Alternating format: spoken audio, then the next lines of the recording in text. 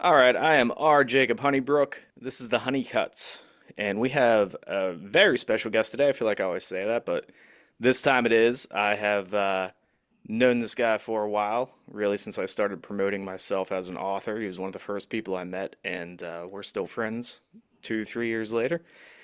He is a horror author, and I don't say this lightly. He is a more jacked horror author than I am.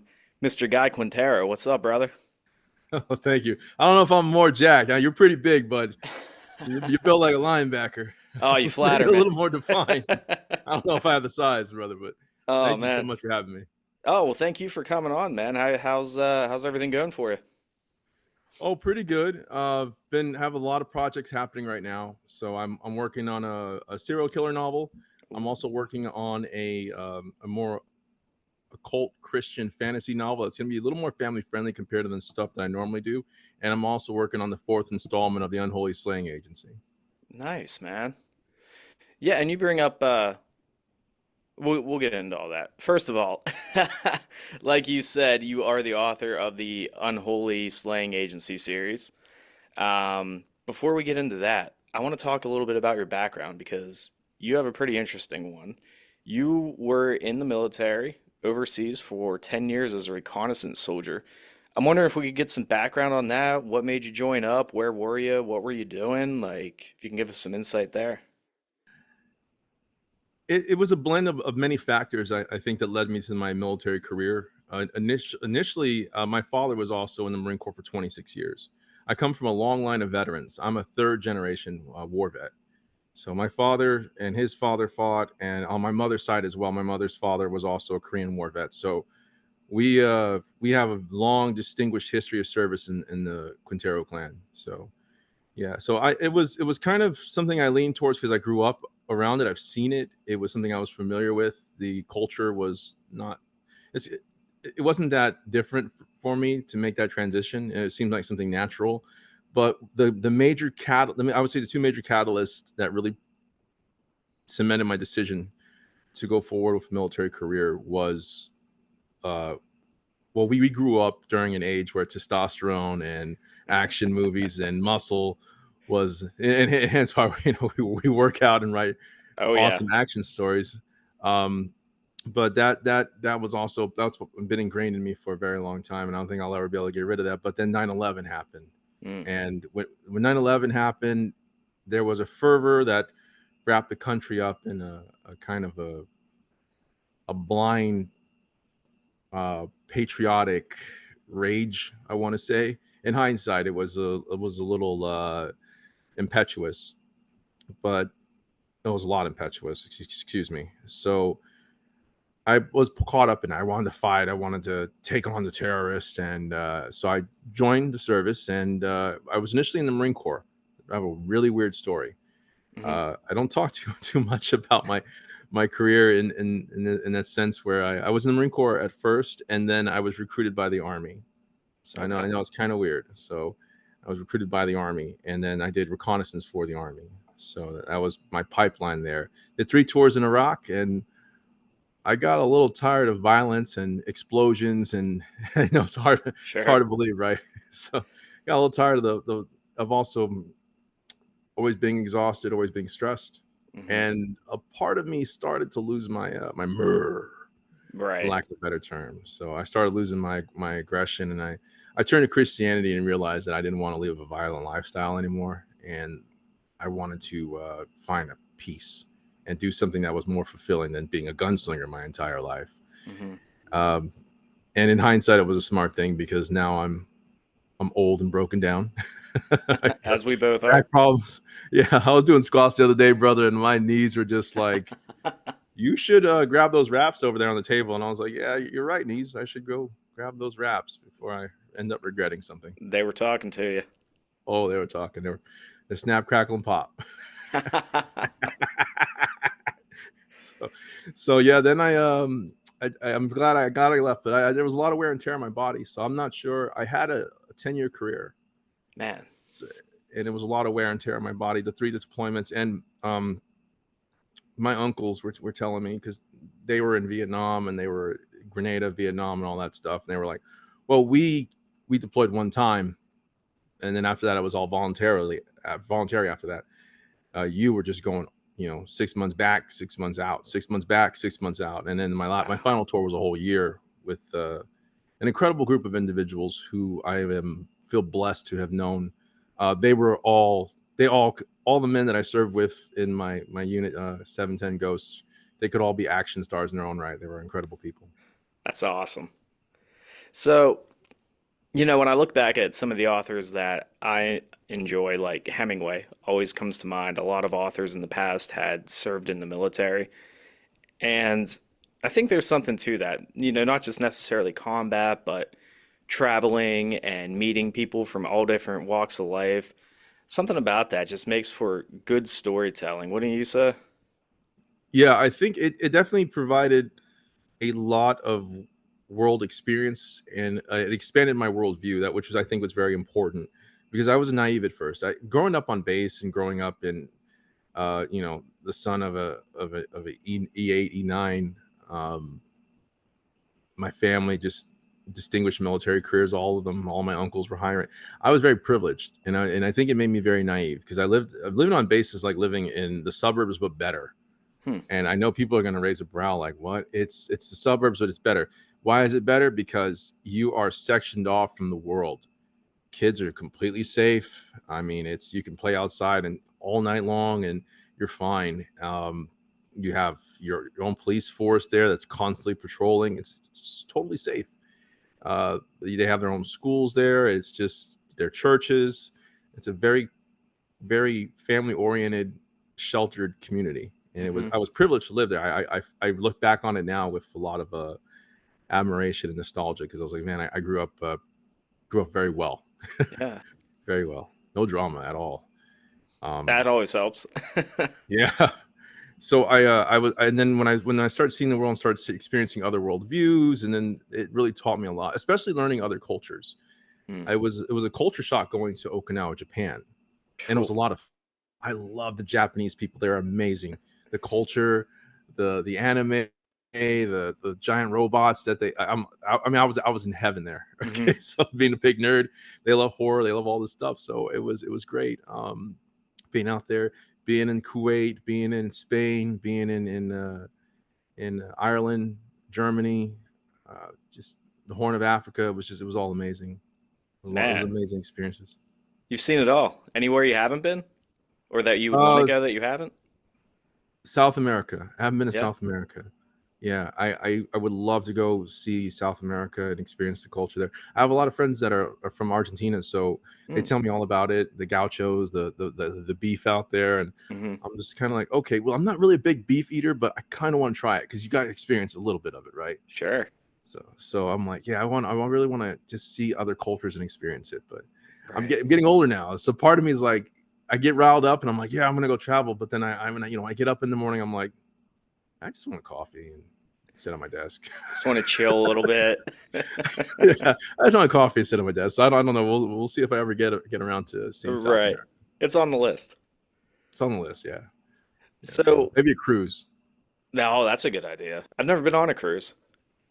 Me neither. I keep hearing about them, and my buddies, when I was in the service, they always talked about them. Like, when I get back, I'm gonna go on leave. I'm gonna go on a Mhm. cruise, and they always tell me how amazing they were. I never had the opportunity to do it, unless you count being on a ship, a military ship. The catering there sucks. I was gonna say that might be a little different than a cruise. We should go on one together. We'll make the horror author cruise. Heck yeah, Jack Horror Author Cruise. There we go. So one more thing on the military service is a lot of times you hear authors say that writing is hard or difficult, and sure it can be, especially mentally. You're trying to get your thoughts on paper anytime you're doing that. It can be a struggle. But I always liken it to my time in the boxing ring. I figure if I can train like hell for a fight and then step into a ring with a guy that wants to take my head off, I can probably use my imagination and put some stuff down on a page each night. I'm wondering if you feel that same way about your time in the military, if you can train for that and go and fight overseas. Hey, I can sit down and write a book. Do you find that doing more difficult things makes other things in life a little bit easier? I think it does. It helps with the mentality, the discipline. Being a boxer requires a tremendous amount of discipline. I did. I probably I did it. I dabbled in it. I dabbled in it for Right. fitness purposes while I was in the service because they trained us in some boxing in my unit, and so we Nice. we learned there. And I went to a school. Shout out to Temecula Boxing School and Real Deal Boxing. I trained there for a little bit, and I know that it takes a lot of discipline. It really does. So my hat's off to you for that. And that discipline, you're right, it can be applied to other things. But what I've also learned, and it's not to say that a soldier can do anything. Uh, there are nuances that need to be mastered. And I think that's the difficult part. The discipline's there, and then you have to master the nuances in order to approach it with the appropriate amount of success and the appropriate amount of measured. I'm losing my train of thought, but the appropriate amount of measured protocol behind it. Because what I've learned is, like when I was in the Marine Corps and I first went to my reconnaissance unit, I'm just fresh out of reconnaissance school, and I think I'm a hot shot, and I find out that I'm the slowest guy on the team. Right. Yeah. So you have to learn the nuances. Those guys are Yep. fast. Those guys, when they went to the shoot houses, they were moving so fast I barely keep up with them. I'm out of breath. Mm. They're in full battle route and they're moving so fast, and you know, they're clearing the shoot house in blinding speed. And hey, I thought I was fast. No, I wasn't. I was nothing compared to these guys. He has moving double speed than I am. They're moving like blurs, and they're clearing things, and they're grabbing dummies, and they're taking down op 4, and I'm just like, okay, got to get myself into gear. So I think that when you start approaching writing from you can carry that discipline, but you also, and this is for advice for other writers out there, also apply that discipline to learning the nuances. Because I have a friend he's learning right now the ropes, and I tell him take a few creative writing classes. It helps. It's a very humbling experience. I needed them. I needed them a Mm. lot because while I was a great storyteller, I was horrible at writing. Really? I was horrible at writing. Yeah, I was a Man, I great wouldn't have guessed storyteller, that. horrible at writing. Thank you. I appreciate it. Thank you. Thank you. That is, brother, that is a lot of hard work sitting down with tutors and professors who shout Yeah. out to all the community colleges that I went to. A lot of them, like my professors in ASU, all of them, they were amazing individuals who sat down and worked with me a lot to help because I was a roughneck. I came out rough from the surface. I went in a naive boy, and I came out the roughest of roughnecks. Mm. So I needed a lot of polishing. I need a lot of Mhm. polishing. So for me, that was the hardest part. But wanting to do it and applying the discipline, you're absolutely right. It helped out a lot. Now, did you start writing from a young age? Did you always enjoy it, or did you really not try it out until you got out of the service? I did. I started writing from a young. I started storytelling a lot from a young age. So here goes another thing about me. I'm a nerd. I'm a nerd. Okay, a dork, a geek. I accept that. I used to play a lot of Dungeons and Dragons, so that's where a lot of my storytelling skills came from. I used to Hmm. devise these incredible ideas, but that didn't really translate to paper right away. That's just why I had to learn how to write. Okay. But when it came to coming up with creative thoughts, and that's also where I think I developed my pantser style. Mm. My style is a pantser coming up on the fly. Being a DM, that's it's pretty much you're pantsing the entire time on the fly, right there in front of like 5 people. Sure. So yeah, it's trial by fire. So that's where I developed a lot of my skills from. Yeah, as far as storytelling goes. Yeah. Man, so I'm trying to think here for a second because I was the opposite. I went to school for journalism and then I was in broadcast media writing journalism stories though. So instead of actually shelling out the money and putting the time in, I found a on YouTube. She was an English teacher and she was a published author, and she would just go through and show you how to write fiction.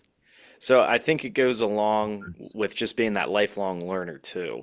You know, you may be a great author, but you can always learn a little bit more. Like you were saying with those guys in the military, there's always somebody a little bit better than you. There's always somebody who knows a little bit more than you, and you just always have to be perceptive to that. Yeah. Yeah. It's a humbling experience. I'm sure.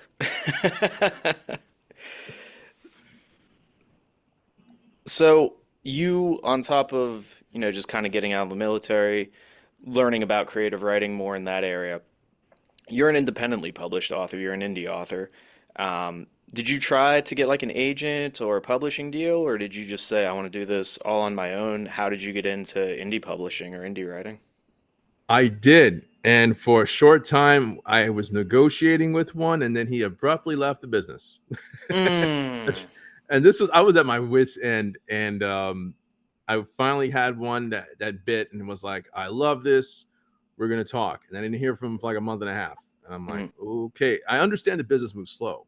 I get it. The business moves slow. So I gave him time. And after about month and a half, I reached out and was like, hey, what's going on? And then he sent me this letter saying that he's abruptly leaving the business. wow. And it was a gut punch. I was like, okay, I Yeah. finally came close to achieving my dreams. And so at that point, I'm with my manager and we're talking, and she's like, let's just move forward as it, with indie publishing. And I said, Hmm. you know what, you're right. So she's also my business partner in in other endeavors outside of the literary world. So Okay. we were like, you know what, let's do it. So we put our heads together. I started doing research on independent publishing and found out, you know what, this is nice. The independent community really doesn't get the credit that it deserves. It's built up so much, and it allows for so much more freedom. There's Yeah. two sides in the literary world. There's two sides to each coin, and granted, being on the independent side means you have to do more marketing for Hmm. yourself, and you have to really put yourself out there more. But the freedom, Yeah. because I'm not quite sure how the mainstream publishing industry is going to take some of the ideas that I come up with. And Hmm. some of my babies and my darlings, I do not want to sacrifice. So I think Sure. there's a silver lining to everything. And so even though my hopes and dreams of being traditionally published were dashed, I ended up falling in love with the indie community, and I ended up making so many friends. Mm. Candace Nola, Damon Manx, just so many wonderful people that I just talk with on a regular basis, and there's just amazing people. And I, you know what, I've learned something, and I know this, I don't want to get too, religious, but sometimes you got to trust in God's plan for you rather than trying to force it. Hmm. And pleasant things happen. Yeah. Yeah. And what you were saying about just the freedom of it, from what I understand about traditional publishing, you'll write your story, you'll send it off. They'll pretty much do whatever as far as editing, give you a final review, but they pick the book cover, they pick how they're going to market it. Like you might have a say in this, but at the end of the day, it's always going to be the final call of the publisher. So I do like that freedom a lot about indie publishing. And too, I come from a marketing background a little bit, like a journalism, then marketing, so I always just enjoy that. Like, let me make a stupid video and see how that does, or how can I like tweak this book cover to make it a little more exciting than just posting a book cover or something like that. So, Yeah, exactly. right. So let's get into why we're here. I just read the first book in the Unholy Slaying Agency series, A Whisper in the Dark. Congratulations, by the way, on three published books. That's awesome, man. Thank you. Thank you so much. So this is the first in the series. I'll let you give us a synopsis of USA. That's what the Unholy Slaying Agency acronym, USA, easy as that. A Whisper in the Dark. Why don't you give us a synopsis of that one? So, the Unholy Slaying Agency is about a clandestine agency that recruits combat veterans and psychics to battle supernatural terrors. And A Whisper in the Dark is about a psychically sensitive woman. She doesn't know she's psychically sensitive, but she's psychically sensitive, and she is sacrificed by a psychotic dark sorcerer. And the agency is now trying to figure out why this happened.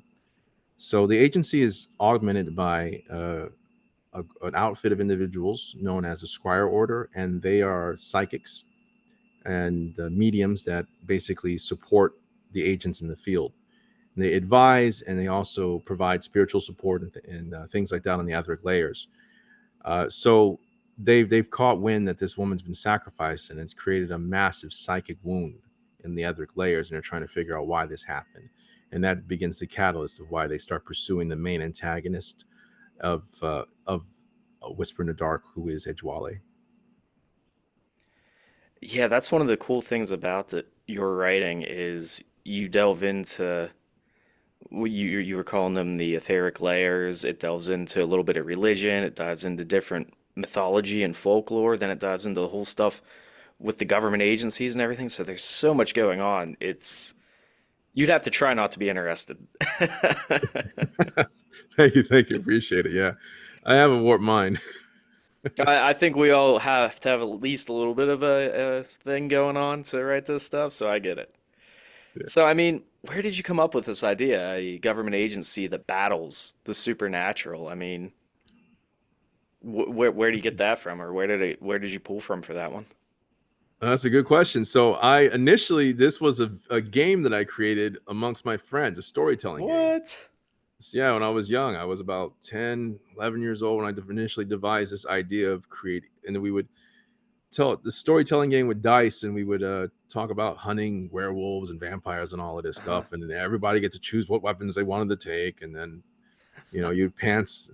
It's similar to Dungeons and Dragons. That's how it initially Right. started, and then eventually, as I started getting more worldly experience, I was able to flesh it out more. Hmm. I definitely wouldn't have been able to do it justice at that age. The world experience, like we talked about earlier, provided a lot of the knowledge and background that I needed to really flesh out the story and provide a credible sense to it. Um, so yeah, I went that route and learned to apply more to it that way. And over time, just I love conspiracy theories. Nice. So I'm a conspiracy theorist nut, and I one of the things that I love reading about, well, not reading, I guess listening to. I'm sorry, not reading, listening to is especially when I'm on long commutes, is hearing about cryptids, and Oh, sometimes sometimes you hear about law enforcement or the army dispatching units to go chase after Bigfoot or the chupacabra or whatever. So I hear these stories and I'm fascinated by them, and I'm like, you know what? What if there was an agency out there that was their job, right? Especially yeah. with my military background, I know that there's so many different units out there, and there's more units out there than I know about, right? Right. So there's a psyop unit that their whole job is psychological warfare and messing with the enemy's mind, and not just the enemy, messing with our allies as well. Hmm. Um, there's SOAR, Special Operations Air Rescue. Oh, I'm sorry, Air Regiment, and they do really cool like maneuvers and close combat and things like that you would not normally anticipate and expect from. So there's so many different units out there.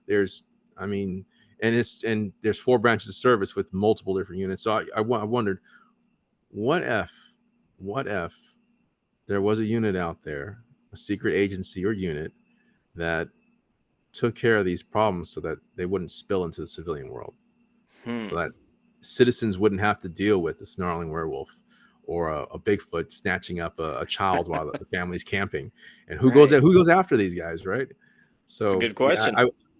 exactly. So I also look into the occult a lot, and Hmm. that's a big part of it as well. So I look into occult and occult conspiracy theories. So Mm. that's also where I came up with the idea of making the Unholy Slaying Agency a part of the OSS that became defunct after Mm. World War II, and they were commissioned by President JFK, and that's kind of how I came up with that whole idea for that. Because there was a time where President Kennedy was very pro-military. I mean, he was always been pro-military, but he talked a lot about expanding unconventional forces within the United States Army, Hmm. and that led to like the Green Berets, the expansion of the Ranger bats, and all of that other stuff. So that's the reason why we have one of the most advanced fighting forces and one of the most complex fighting forces in the world. Man. So it almost seems like you put a lot of history into this as well. There is a lot of it, but I don't. There is a lot. There is a lot. Most of it's codified in here, Gotcha. but I like to piecemeal it to my readers. Hmm. One of the things that upsets me about writing is laundry lists. I don't like laying out a list of a data dump on people. I like to just Mm. get give them a breadcrumb and lead them along in my writing. I feel like data dumps pull people out of the theater of the mind, and the theater of Sure. the mind, in my opinion, is the most important thing. When I was reading your book, I was immersed from the action from the start. Like I felt like I was sitting in the, we were driving up, we were about to do this heist. I felt like I was sitting. That's magnificent. I love that, and that's what I Yeah. always try to capture that feel. Like I'm there, Hmm. I'm with the characters. I see the team leader, barking orders, and I'm like, yeah, we're doing this, we're rocking and rolling, and I'm just sitting in my bed. It's like you said, theater of the mind. Theater of the mind. So you were talking about some of like the cryptids, and I know in this book we have dogmen, which freaked me out the first time I ever heard of dogmen. We have werewolves, we have demons, ghouls, there's voodoo at work. I mean, you said you dig into the occult. Did you have to do a decent amount of research on all these different creatures or where they come from or any of that? Or did you just kind of have that knowledge being into this stuff? I had some of it, but I still did a lot of research. Hmm. So I had some of it because then you start figuring out there's different nomenclatures of dogmen and werewolves. And so I had to figure out which one am I going to use for this? Because That's kind of terrifying. yeah, it is. It is. So like I'll give you a perfect example. So the feral dogmen that they were dealing with at the beginning of A Whisper in the Dark, Hmm. they're they're they're more animalistic, they're less thinking, and they're more I guess pack oriented like actual wolves. Yeah. And they were easier for the ghost team to dispatch.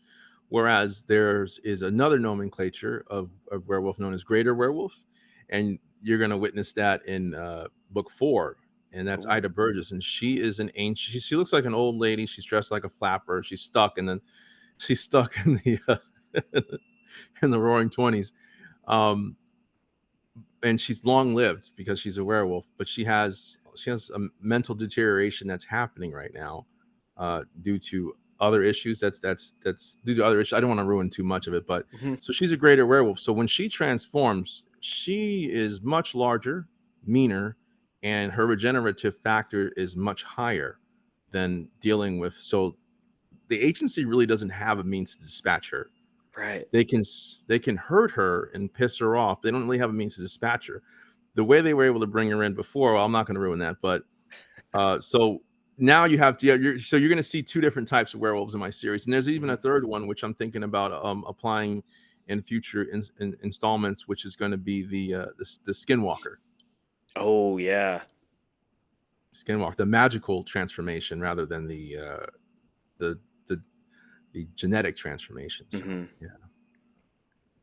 So, something I've always struggled with, at least when I'm initially writing things, is the action scenes.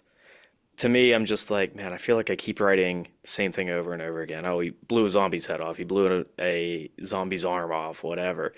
You do your action scenes in a way that never feels repetitive. Like you were saying about mine, it feels when I read yours, I feel like I'm there. I'm part of the action. I'm with the team. And it's almost like I can tell you're in the military by the way you write the stuff out. You know, the tactics they use, the weapons that you name. So I mean, how do you keep your action, fight, shootout scenes fresh like that? Well, you could take the boy out of the army, but you can't take the army out of the boy. Um, well, I try to approach each one with a takeaway, Hmm. a separate takeaway from the other one. So I always compare and contrast. So when the rookie gets his finger bitten off, there I wanted to give people a taste of the danger, but at the same time not completely take them out of the game. But then before, like if like when another character, I don't want to ruin too much of it for the readers, but when another character dies later on, I wanted to create the atmosphere of the unknown. That's one of the things that so Stephen King and a few other horror authors, they talk about the the fear of the unknown being the greatest element that a horror writer can use, because we want to create effectively we want to create the stress response in the reader. We want the reader to be stressed, and that's the essence of horror. So when I approached it, I said, okay, how do I cause a stress response? I can't have the action be the same, while I understand that I have to. When the zombie's gonna get shot in the head, and there's Hmm. 20 of them, so they're gonna get shot in the head. we fill that in, but we also have to emphasize something else. So that's how I take the approach. I try to emphasize another element of the combat that's actually happening, whether it's the tactics, whether it's someone losing a body part or someone getting murdered that you weren't expecting, or a complete curveball from the enemy. And Hmm. that's what I like to. I don't like to over front load my fight scenes. I have to see us being action guys. We understand we have to spread it out. We got to Right. spread out a little bit of it. So Right. If Rambo took out all the bad guys in the first 5 minutes, we wouldn't have a movie. yeah, exactly. So you were getting into a little bit of something else I was thinking, and I compared, when I was talking to you, I compared your work to something like The Walking Dead, because anybody can go out at any time. There's not really a safety net. Like pretty early on, we find one of the team member, I don't think it's a spoiler, happens in the first couple pages, but pretty early on, a team member gets taken out. And then that kind of sets the tone for the rest of the book because the whole time I'm like, man, if they could lose a team member on the first mission, who else could go out at any time? I mean, tell me a little bit about that and that style of doing things as far as just keeping the reader on the edge of their seats and how you establish that so early on. Well, that's a really good question, and there's two reasons behind it. The first one is, of course, the stress response. Hmm. I kill characters right away so people can understand this isn't a joke. You're getting you're in it, and it's going to be tough, and you don't know who's gonna die, who's gonna get it. You can get attached to someone, and then suddenly they're gone, and that is one of the elements of military life that I wanted to provide to civilian readers. Because, and this is going to sound really somber and melancholy, but uh, when you're on a mission, you're out, during wartime, you're on a mission, you're deployed, your buddy, who's you've been through it all with, who you've shared jokes with and dug a latrine with next to each other and showered with, and watch each other's backs, they could be gone in the blink of an eye. And that's a hard that's a hard thing to swallow. It really is. It's a terrible Sure. experience. Even if you're not with them every day, maybe you guys went to basic training together, and then suddenly you're opening up the Army Times and you see the obituaries, and boom, gone. And you're like, wait, I knew that guy. I knew that guy. Whoa. We went to the chow hall together and laughed, and uh, you know, he helped me polish my boots or something like that, or he helped me. We were working on pull-ups that night when everyone was asleep. So that sobering experience I wanted to provide, but that also that sheer terror. Yeah. So I wanted to have multiple elements of horror in my novel, not just big baddies and snarling werewolves and Edgewally running around chopping off people's body parts, but also um, having that the fear of the unknown, and you getting attached to these characters and then knowing that they might die and Mhm. feeling it when they do. Sure, it's that human element that you added to it that makes it all the more frightening. You know, like you were Yeah. saying, you can have zombies and werewolves and monsters, and sure, that's what we think of when we think of horror, but to me, what is more terrifying than losing somebody that you were close to or even just cool with? I think that's where the true fear is. So you and I, we talked about this a little bit. We're both into the action movies. We're into weightlifting, big fans of Predator. And the Predator, Greatest movie ever. right. Oh yeah.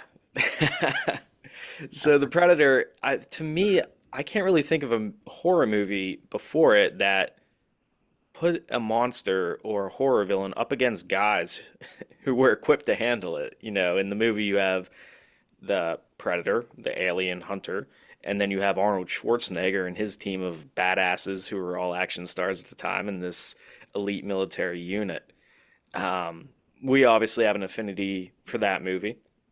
Before that, I can only think like horror movies were mainly slasher going after teenagers.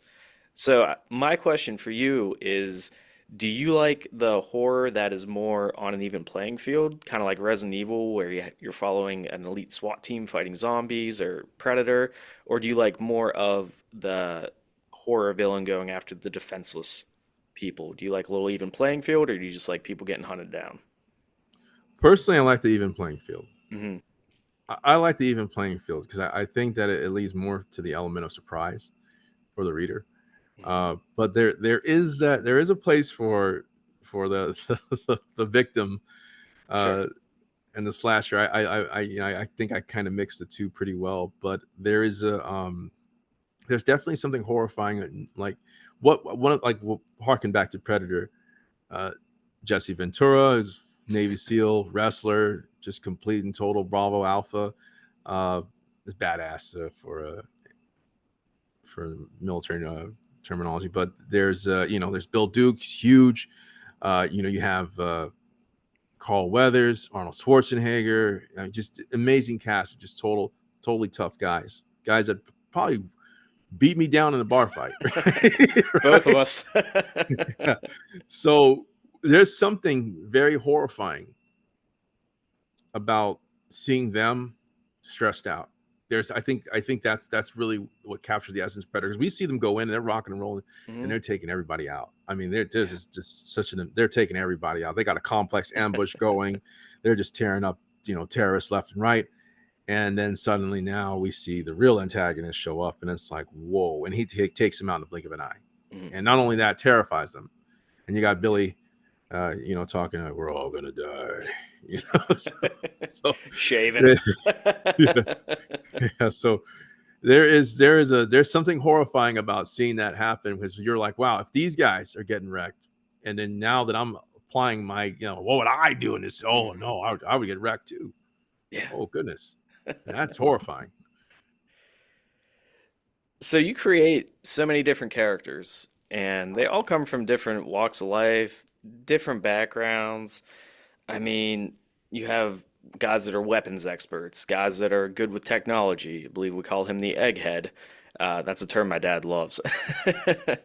And where do you come up with these different characters, and what do you think makes a really compelling character in a story? Amazing question. My time in the service. So it we tend to think of the door kickers and the Bravo Alphas, uh, primarily when we think about military operations, right? The ground Mhm. pounders, the grunts, the tough guys. But there is so much support that goes into an operation. And that's why I wanted to make sure that I was able to encapsulate that into my work. So you have the tech guys in the background, the intel guys in the background, the comm guys feeding you information, helping you out, troubleshooting your radios, doing things like that. Uh, when issues like that pop up, so we can just focus on rocking and rolling and taking on the bad guys. So that's really where that comes from, is that military culture and understanding that the strength, your strength is the strength of the team. Mhm. There is no lone wolf. As much as we love Jason Statham movies, we love watching him. I love The Beekeeper, watching him do that. It's not realistic though. You need a whole team to back you up.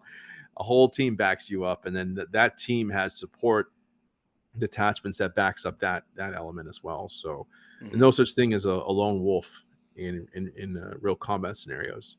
So Yeah. I think that's where I kind of I derive that from my own writing, that's derived from my military experience. But I readers are smart. I always say this. I say this a lot. I'm a broken record. They know when something's not believable. So you have to add those elements in there and put it all together, and make sure that it's believable. So that's basically where I try to make sure that it's a balancing act of, I don't want to have too many characters, because Mhm. the military operation is huge. Even one simple mission has a tremendous amount of support and people and personnel behind it, but I have to have enough to make it believable. Mhm. Yeah, because I find when I try to write in too many characters, I'm having a hard time keeping up. So if I'm having a hard time keeping up with who's who, I'm sure my reader is. So it's always a balancing act there. Yeah. So another thing that kept me on the edge of my seat in your book, that's a cliche, but I'm going to use it anyway. I was on the edge of my seat because these demons or evil entities, they don't just walk around as demons and stuff all the time. They can actually possess people and take over their bodies. Um, it really gave you a sense of you couldn't really trust anyone or maybe not believe what you're seeing. And this is more of a statement than a question. I just thought that was a great touch to it because not only do we have the monsters over here, now this guy working with us or this friend we just met, they could be against us and we wouldn't even know. Oh yeah, yeah. And that's one of the terrifying things that I when I was learning about the occult, and it's one of the terrifying things is I remember running into a man in Iraq. My unit, we were there, and he was just bug-eyed out, running around, screaming something. And at first, my grasp on Arabic was really bad. I asked my translator, "What is he saying?" He's like, "I have no idea what he's saying. That's not Hmm. Arabic." Oh, And I was like, "Okay, so what is going on?" And so we were talking with the people, and they said he was possessed. what? And when yeah, oh yeah, they thought he was possessed. They were all saying he's possessed, he's crazy, the demons are in him. And when he would come into town, they'd run him out. Wow. They would run him out. They would run him right out. They would, get the pitchforks, get the torches, get the AKs, chase him out. Oh They didn't want man. to. They didn't want to. They didn't want to take him out in a sense where they wanted to, off him, but they just Right. wanted him gone. Yeah. So they would chase him out of town, and he was just. And they were telling me all the crazy stuff that he would do. And I remember one time we were patrolling at night, and I could hear him screaming, and it was just unearthly. And I was starting to wonder, it are these people right? Is this guy possessed? Sure. And it Yeah. made me do a lot of research into it. And here's the thing too. I remember seeing him when I first arrived in country, and I was handing out. We were doing what's called a C&E mission. So not every mission is rocking and rolling and taking people's heads off. Some of them are saying hi to people and chatting with people, and some of them were just handing out candy and socks and shoes to kids. So Hmm. we were handing out food and water to some of the civilians, and he was there, and he seemed so calm when I initially spoke to him. Hmm. I said, "Hey, how you doing?" And shook his hand, gave him a bottle of water, gave him this little meal that we were handing out, and then he just smiled and said something. I don't remember exactly what it was, and then walked off. And I just remember thinking, oh, these people are really nice. And now, in hindsight, just a month in to my deployment, seeing him running down the street at breakneck speed, screaming at the top of his lungs, and all the other crazy, it made me realize there might be more going on in this world than I know. And I was talking to a demon, perhaps, and didn't even realize it. And he probably could have tore my head off, and I had no idea. Right there, arm's reach, arm's reach, Roy. So what do you think, man? Do you think he was possessed or do you think he Uh, was just going bluey? you know, um, I think he was. I Really? think he was. The stories and the way he moved Yeah. so fast, so fast, so incredibly fast. There's there's when you see there's one thing about demonic possession when you see them defy physics. Hmm. You see people defy physics. There's we work out, me and you, we work out, we've trained hard. We know that the human body has certain limits. Sure. Something about when people are demonically possessed, those limits, the governor that's there is gone. They can access all of it, and they're moving extremely fast. This guy was moving faster than some of the most fit reconnaissance soldiers that I ever had the privilege of serving with. So, and this wasn't a guy that was getting food on a regular basis, and this wasn't a guy that was training at the gym. So I was wondering, how is he doing this? Yeah.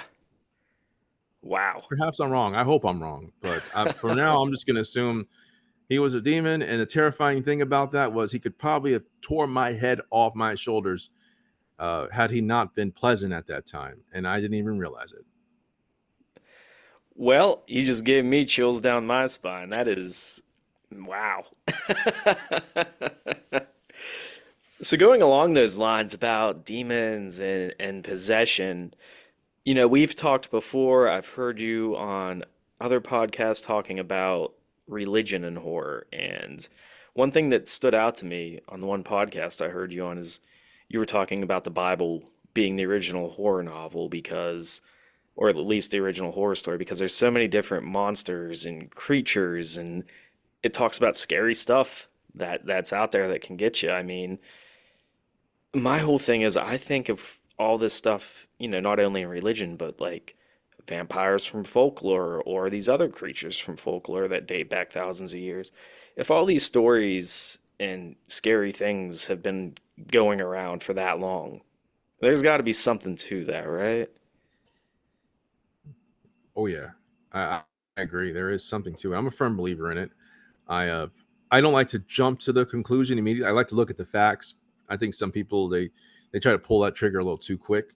Hmm. I like to look at the facts, and yeah, there are a lot of terrifying things out there. And one of the things that I I like to do is I like to correlate other cultures' stories. Hmm. And after a while, you start finding out they're the same. There's different nuances, and there's maybe different ways of describing what they're witnessing, but inevitably, it starts to all turn around as the same thing. When you start hearing about demonic possession in the Middle East, demonic possession in the Far East, and then you hear about demonic possession among Slavic cultures, you hear about demonic possession in amongst the Native Americans. They talk about the Wendigo and all of those horrible things. You start seeing a lot of similarities. You start seeing the Hmm. cannibalism, the extreme athleticism, the strength of the quick turn to violence, uh, the inability to rationalize with individuals. And then sometimes they're fine, sometimes they're not. But there's also that fine balance between the occult and psychological issues. Hmm.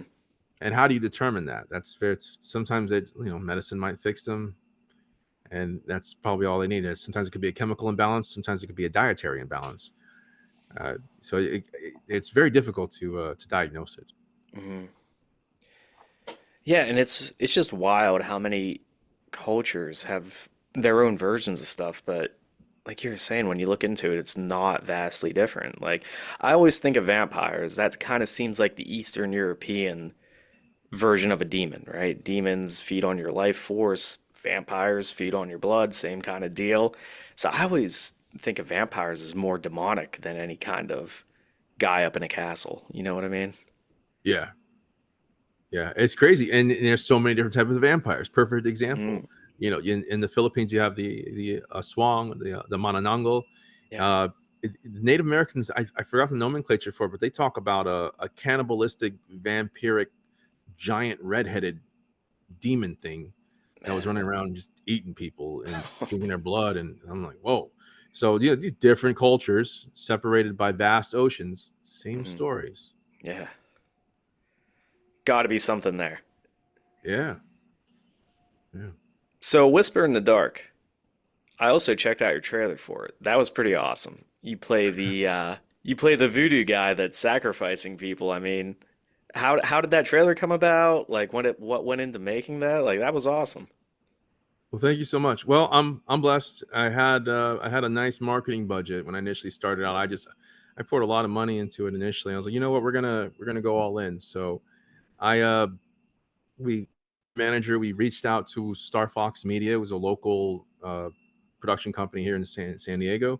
Told them what we wanted to do. Asked them if it was possible. They said yeah. So we just started working on getting all the materials together. But I couldn't quite find an actor that could encapsulate Edgewale. So I just this one I'm going to do myself.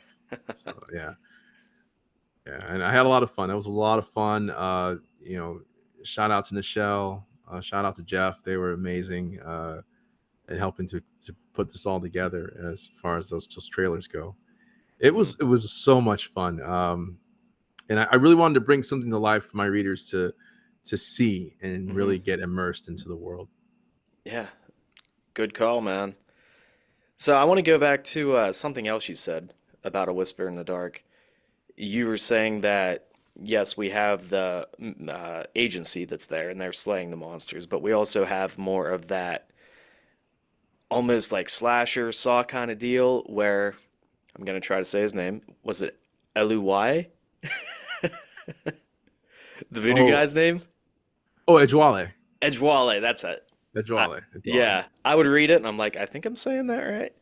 So, so you have the Unholy Slaying Agency over here. They're taking care of the monsters, but then you have him over here who is cutting people up and sacrificing them.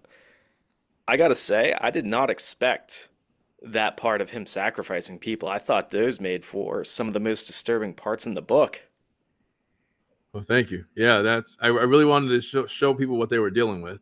Yeah. But I like to leave things up to like, why is he doing? A lot of people are like, Hmm. why is he doing this? And then later on, you find out why, and it's oh my god, this guy's insane. So he's he's crazy. This dude is crazy, and he's violent. He has powers, and why is he doing all of this stuff? And then I one of my readers to this day, every day reminds me how much she hated the eye being sewn together. Mm, That yep. scene, oh, she's like, that's just the worst. There were a lot of brutal scenes from him. He's going to be making a future appearance. He's actually in the book 4. Um, he actually makes an appearance in book 3, Door to Darkness. It's a cameo, and he is going to be the catalyst for the events that happen in book 4. He's not going to be Nice. the main antagonist, but he's going to be the guy that frees the main antagonist. Book 4 is about a criminal, well, a transport for the criminals and the monsters that are captured and apprehended by the Unholy Slaying Agency. Hmm. Well, Ajwala is there as well, and he gets rescued by the shadow government. And one of the things he does when he gets rescued is he says, "Hey, hold on a second. We need to keep the agency off of us. They're going to be pursuing us. Free Hmm. every other bad guy in this transport with me." So they free them all, Oh, and then he takes off and he leaves the all the bad guys there to they're going to start doing their thing, and they go off into the city. So the agency basically has to let him go to stop the mayhem that these other guys are going to cause, because they man. all decide to band together. And yeah, I like that. It's almost as if it's the all-star team of the villains coming after the yeah, agency now. That's a great idea. yeah, So you brought it up just there. You talk about the shadow government. I know in A Whisper in the Dark, we get the mention that demonic forces have infiltrated a part of the government. And man, on top of the demons being able to possess anyone, being able to go in and go undercover and work within the government that much, I think added another layer of fear and questioning to this as well. So, I mean, where did you come up with that at? Like, what made you think to put these evil beings in different areas of the government? well, from my research, I've always found that there's always been a negative influence in every aspect of our lives. Hmm. And I figured that the government would be no different. Part of my conspiracy theory in my mind, I'm thinking like, okay, why I look at sometimes why, like, I don't want to get political, but why politicians do something, I'm like, you guys got to be crazy to like want to start a war. Like, have you guys been to war? Like, this is not fun. This Right. is this like people are gonna die, man. You really gonna you want missiles to start flying? This is awful. And I started coming to the conclusion that some of these people are just either psychopaths or maybe worse. Mm. Maybe they're demonically possessed. So that's really where I came up with that. Because for me to be able to do such awful things to people and not have a conscience, to do it for greed, self gain, that's when I decided to implement that in my book and say maybe these people are demonically possessed. Maybe they're not. Mhm. Who knows? Maybe they're just evil, or maybe they're corroborating with the bad guys. I like to leave some things up to mystery so that it there's a credible. There has to be a credible threat. We can't just Mm. know the government's there. They're just going to neutralize all the bad guys. Oh, wait a second. Actually, some of the bad guys are within the government now. Right. I like it. Thank you. So, your next two books in the series, Cannibal Peaks and Door to Darkness, they follow different teams in the Unholy Slaying Agency. We followed the Ghost team in A Whisper in the Dark. What made you want to bring in new characters instead of following the team we initially started with? Well, there were many reasons. One of the reasons is because Ghost Team was devastated Hmm. by what happened. They were going to be combat ineffective for a little while until they managed to refit and regroup properly. They have to train and reassess a lot of agents, and that takes a lot of time for them because the agency has a very stringent pipeline for training. But there is also the added effect that I don't want every novel to feel the same. I don't Mm. want it to feel these. I want it to be a completely different environment each time, completely different adventure, and it also harkens back to what I was saying. Not every not you can't do everything in the military. There's different units, different teams, and so that I came to that conclusion that I needed to create a new atmosphere for each novel, utilizing a different team, and each team brings their own special set of skills. So for a Ghost team, they were a variable threat reconnaissance team, and Raptor is a extreme climate warfare team. They go out into very remote areas with little to no support. and that is very intense. Little to no support, hike out to the most remote areas, and it's just what they got on their backs. That's it. And they're what they got on their backs and what they got on their combat vests, and that's it. Now they're hunting bad guys in some places that people can't get to. And then the third team is Butcher Team, and their specialty is hunting down dark sorcerers and magicians and Mm. things like that. So they're very, very well versed in battling the occult warfare. Yeah. Oh man. I need to catch up on all your books because these all sound amazing to me. Thank you, sir. Appreciate it. So, aside from the USA series, is there anything else that you want to explore outside of the, well, you said you're writing a serial killer one. Could you tell us more about that or maybe some other genres or subgenres you'd like to explore in all this? Oh yeah. So the serial killer one I'm working on is Apex, and that one is about it's also military oriented, but he's a he's from a Black Ops program, and he was an MK Ultra candidate that was Uh, brainwashed, but okay. they think he failed. Hmm. They think he failed, and they think that the brainwashing didn't take. So he gets vapped out of the military. He leaves, and one day he's just sitting in his living room, and he starts hearing a voice, and it's a feminine voice, and she's whispering into his mind. And he thinks he's going crazy at first, and then eventually he sees someone in the living room, someone no one else can see, and she starts to convince him that I need you to do something for me. So that's where that starts off at, and he decides to take his newfound set of skills, becoming an MK Ultra candidate. He figures he needs to do something with it. He needs the outlet. He suffers from PTSD, and he's also slightly sociopathic. So he decides that he's gonna. I studied a lot of psychology for this, by the way, too. So he Another decides that fascinating subject. he's gonna his outlet is gonna be hunting bad guys, because when he returns home, he's just seeing bad guys everywhere, and it's driving him nuts because he can see the signs. He Mm. sees the signs other people can't see. He sees gangbangers, serial killers, all of this stuff, other foul individuals that I don't really want to name right now, but he decides to start hunting them down. And there is a parallel story happening. There's another serial killer. I guess it's kind of like Dexter. There's another serial killer that he's at odds with, and this one is not a vigilante like him, but rather this one's very nefarious, and his name is Mr. Nice Guy. Oh, I like And that. he has a messed up psychosis that is developed through uh, a very warped what's the word I'm looking for? A Like very sense of warped reality. and well, he has a very warped sense of reality that's derived from incel culture. So he Oh, murders women left and right, and okay. he's just crazy. At first he's really nice, Hmm. really. I mean, he'll see you on the side of the road, and well, he'll see a woman on the side of the road, pull over, volunteer to fix that flat for her, and yeah, we'll leave it at that. We'll leave it to imagination of what happens. And he has this remote area that he calls the kitchen, and he Okay. takes his victims out there and does unspeakable things. So this one is definitely has elements of splatterpunk and extreme horror. I wouldn't say splatterpunk, I'd say more extreme horror. Hmm. So it's not for the faint of heart. This one Yeah. is bad. This one is very bad. So if you guys can't handle extreme violence and a lot of, well, just imagine the most horrible things that can happen to a person.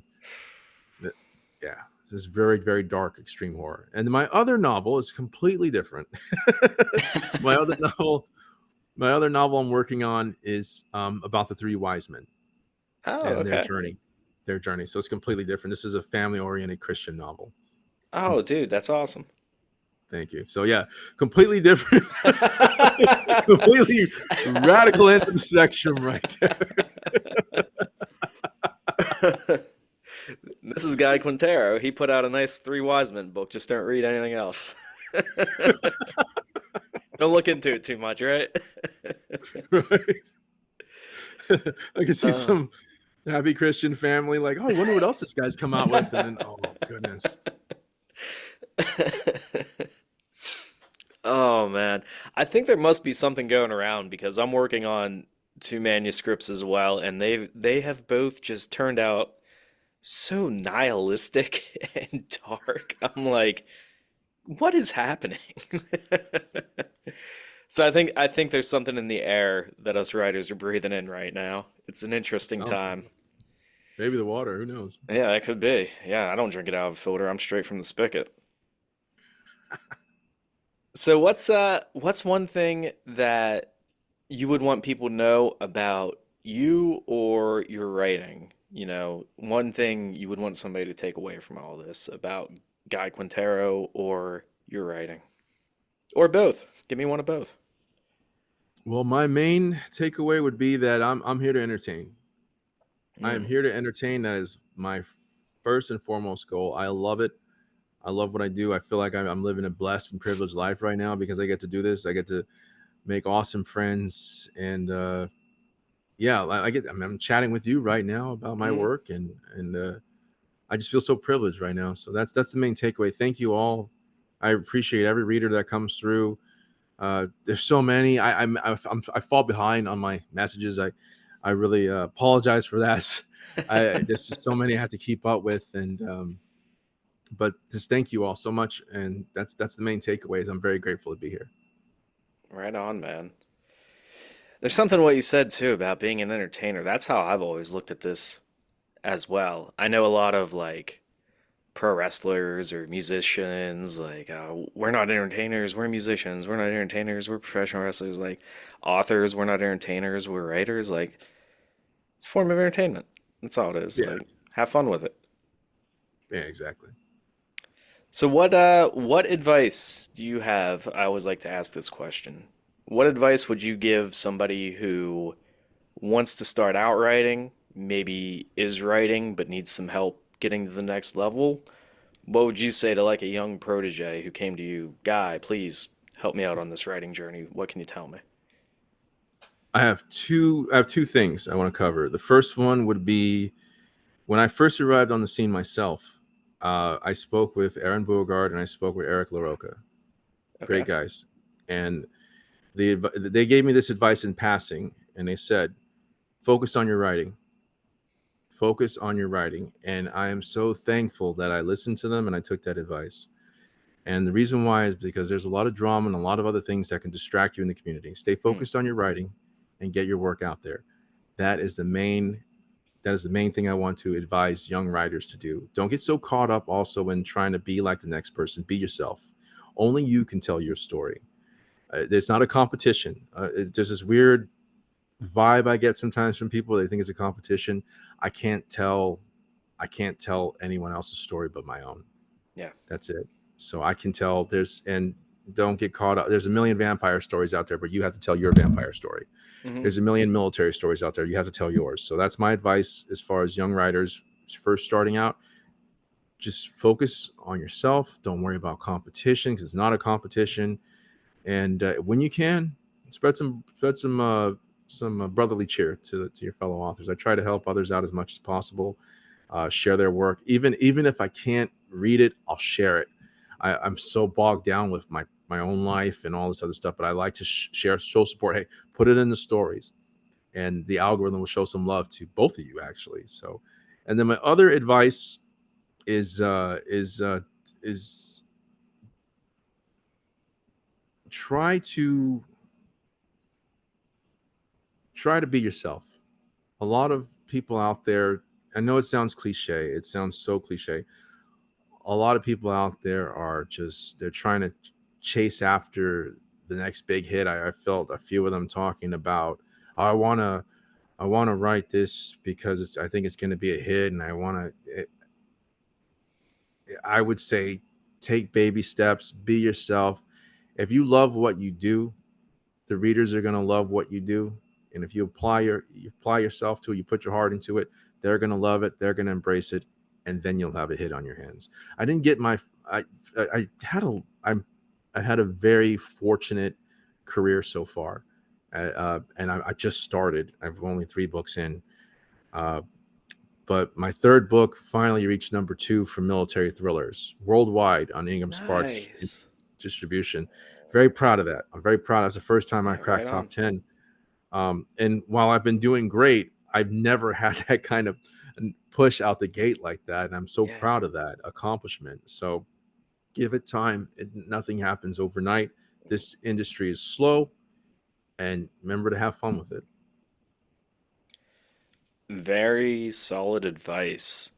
And one thing that I think shows your character, which is a very high level character, is that you do an amazing job at sharing other authors' work and trying to get their names out there. And you're very selfless in that sense as far as trying to help people or putting their stuff before yours. So I think that's really great to see, because we're all in this Yeah.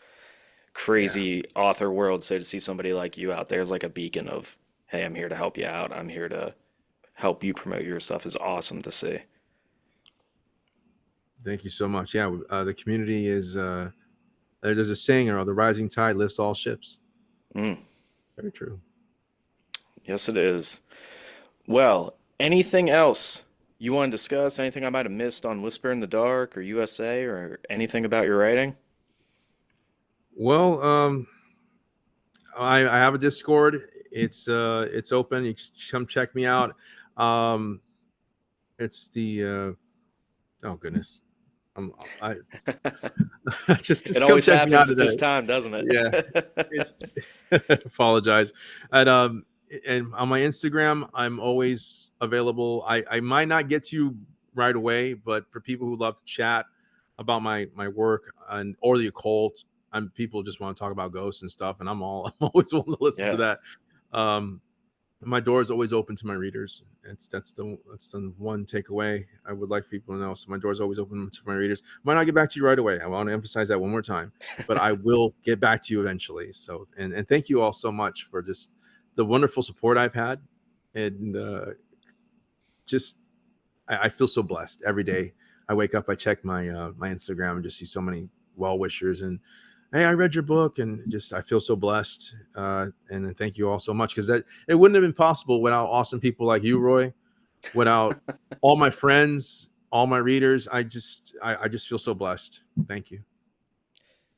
Yeah, I don't know if you started out like me, but when I first began writing, I was like, man, if I can have one person dig this, it'll be awesome. And now to see the outpouring of support from so many people, it's like this is nuts. This shouldn't be happening. Yeah, exactly, exactly. I feel I get imposter syndrome all the time. And all, Some lovely young lady the other day was like, "Can we be friends? mhm, I'd be honored to be your friend." I'm like, "No, I'd be honored to be your friend. Like, right. you're all the way in New Jersey. I don't even know who you are, and you want to be my friend? Thank you so much." And also, if you would like to send Guy cat videos or cat photos, we're both big cat people, so feel free to send Oh those yeah, his way. I All love me right. so. All right, Guy Quintero, man, thank you so much for coming on here. I appreciate your time today. Come back anytime. I'm always down to chat with you about some more stuff like this. Heck yeah, this was amazing, brother. This was amazing. I'm glad we finally get a chance to talk. I mean, Yeah, we talk on Instagram, but now we finally get a chance to have a conversation, right. and it's just this was great. This was like talking to a old friend. Awesome. Well, thank you again for coming on. Um, enjoy the rest of your weekend. We'll catch you next time. You too, brother. Take care. All right.